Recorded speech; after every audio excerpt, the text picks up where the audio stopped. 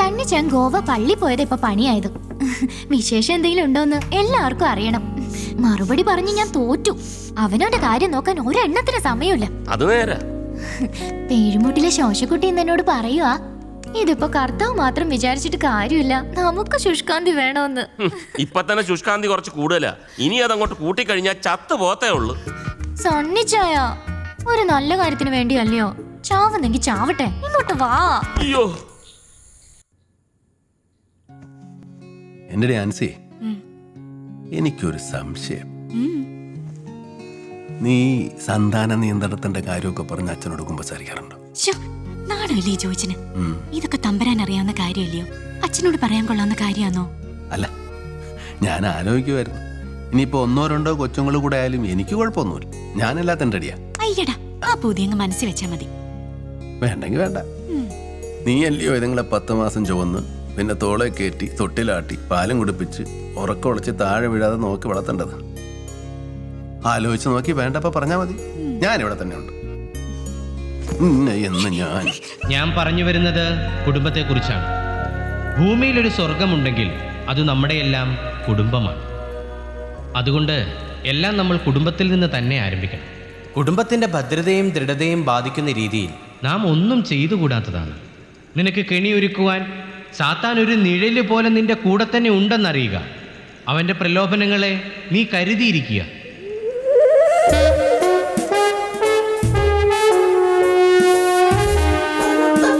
രക്ഷകനായ ദൈവത്തോട് നാം മുട്ടിപ്പായി പ്രാർത്ഥിക്കും. അവനിലുള്ള അടിയുറച്ച വിശ്വാസത്തെ മുറുകെ പിടിക്കുക.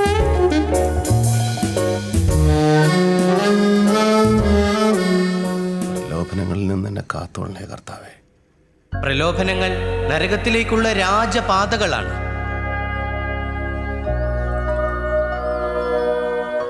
തിരുവനന്തപുരത്ത് നടക്കുന്ന പരിപാടി 1-2 കേസിന്റെ ഡീറ്റെയിൽസ് എടുക്കണം. പിന്നെ സെക്രട്ടേറിയറ്റ് കയറി എൻ്റെ പബ്ലിക് പ്രോസിക്യൂട്ടർ നിയമനത്തിന്റെ പേപ്പർ എന്തായെന്ന് അറിയണം.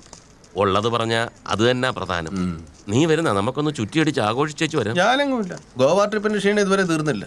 അതിനിപ്പോ തിരുവാവും. കാശ് എത്രയാ പൊടിഞ്ഞത്? അതങ്ങനെ സൂയിക്കണോക്കി പൊടിക്കണം. പിന്നെ നീ മാത്രമല്ലല്ലോ പൊടിച്ചത്.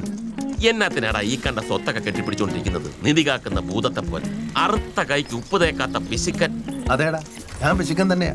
അതിനെന്നാ ഇപ്പൊ എത്ര കുറവ്? എനിക്കിപ്പോ കാണുന്നൊന്നും ഞാനായിട്ടുണ്ടാക്കിയതല്ല, അപ്പനപ്പൂപ്പന്മാരോട് തന്നേച്ചു പോയതാ. അത് നഷ്ടപ്പെടുത്താതെ അടുത്ത തലമുറ ഏൽപ്പിക്കുക എന്നുള്ളതാ എന്റെ കടമ. അല്ലെങ്കിൽ എന്റെ ഇച്ചാച്ചൻ പോലും എന്നോട് ക്ഷമിക്കത്തില്ല. ഇച്ചാച്ചന്റെ മോൻ തന്നെ നീ. പണ്ടിയല്ല പിരിവുകാരൊക്കെ വരുമ്പോ അങ്ങേര് പത്തായത്തിൽ കയറി ഒളിച്ചിരുന്ന കഥയൊക്കെ നല്ല ഓർമ്മയുണ്ട് എനിക്ക്. നമിച്ചേ നമിച്ചു.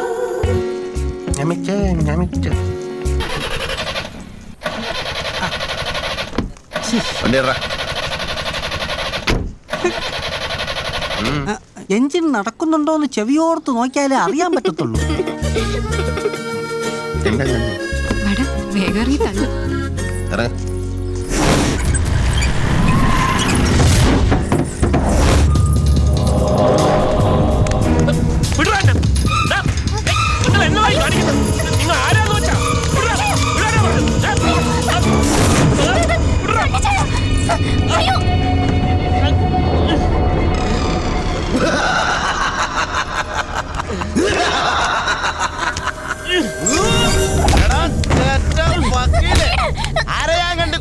കുളപ്പുറം വക്കലിന്റെ സ്വന്തമാണ് നീ. മറ്റോന്റെ കാശ് മേടിച്ച് കുഞ്ഞത്തര ജയിലിൽ കയറ്റും അല്ലൂടാ. നിന്റെ വക്കീലെ പണിന്ന് ഞാൻ പൂട്ടിക്കും. എന്നെ തല്ലിയാലുണ്ടല്ലോ ഞാൻ ആരാന്ന് നിനക്ക് അറിയാൻ. ഇതൊരു ശീലമായി പോയി.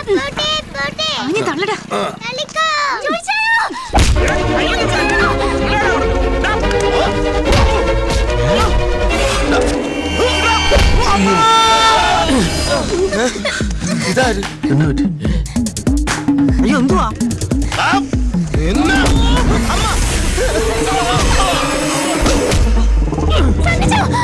സണ്ണി,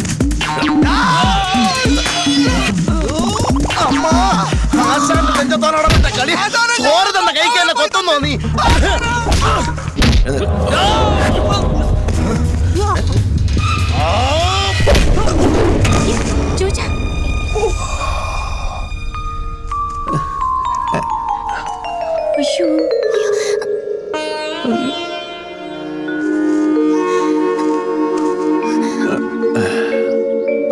തല്ലും കൊണ്ട് നിൽക്കുന്നുണ്ടല്ലേ? കേറി അടി എന്റെ ചോദിച്ച.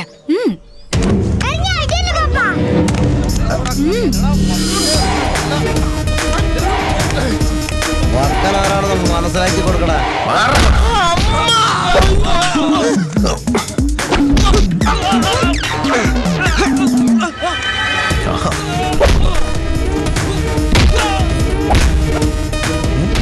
കർത്താവേ, എന്നതാ ഇത്? കളിക്കല്ലേ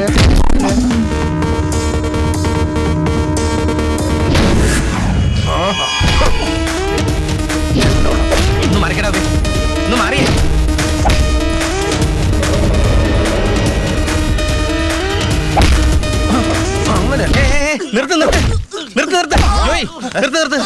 എന്നതാ ഇത്? എന്നതാടോ ഇത്?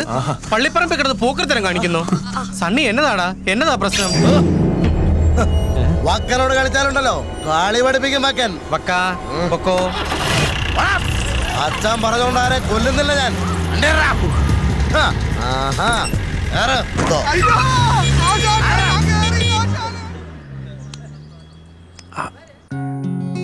പിള്ളേരേക്കാൾ കഷ്ടായി ജോയിച്ചിന്റെ കാര്യം. പിന്നെ എന്നത്തിനാ ഹീറോ വിളിക്കാൻ പോയത്? അതിപ്പോ എന്നാ പറഞ്ഞാലും നമ്മുടെ സണ്ണിക്കൊരു പ്രശ്നം വരുമ്പോ അവന്റെ കൂടെ നിൽക്കണ്ടായിരുന്നു. വറീത മാപ്പിളയുടെ രക്തം അതിന്റെ ഞരമ്പിൽ കൂടെ ഓടുന്നത്. ഞങ്ങളുടെ പൂർവികന്മാർ നല്ല അസൽ ക്ഷത്രിയന്മാരായിരുന്നു എന്ന് എന്റെ ചാച്ചൻ പറഞ്ഞു കേട്ടിട്ടുണ്ട്. ഞാൻ വെറും ഒരു റൗഡിയെ കാണുമ്പോൾ പേടിച്ചോടുന്നു വിചാരിച്ചല്ലോ എന്റെ ആൻസിനി. ഓ, അത് പിന്നെ എനിക്ക് അറിയാൻ മേലായോ? ഒന്ന് നിൽക്കണ്ട ആൻസി കൂടെ. വീട് ചോദിച്ച പിള്ളേരപ്പുറത്തുണ്ട്. ഇത്രയും കൊല്ലത്തിനടക്ക് തലകുത്തി മറിഞ്ഞ് നോക്കിയിട്ട് നിന്നെ പകലൊന്നും എനിക്ക് പിടികിട്ടിട്ടില്ല. എത്ര കാലമായി ഞാൻ കൊതിക്കാന്നറിയാമോ? ആളും ബഹളം ഒഴിഞ്ഞ ഒരു നേരമല്ലേ ഈ വീട്ടില്. പിള്ളേരെയും മേലക്കാരെയും കണ്ടുപിടിച്ച് നിന്നെ ഒന്ന് പിടികിട്ടാനുള്ള വഴിയാലോചിച്ച് എത്രയാ ഞാൻ എന്റെ തല പുണ്ണാക്കിയത്. എന്നത്തിനാ ചോദിച്ച നടക്കാത്ത കാര്യം ആലോചിച്ച് വെറുതെ തല പുണ്ണാക്കുന്നത്? നടക്കും, നടന്നേ ഒക്കത്തുള്ളൂ. ഒരു ഉഗ്രൻ ഐഡിയ ഇട്ടിട്ടുണ്ട്, ബുദ്ധിപരമായ ഒരു നീക്കം. ഇന്ന് നിന്നെ ഞാൻ പകൽ വെളിച്ചത്തിലൊന്ന് കാണും, നോക്കിക്കോ.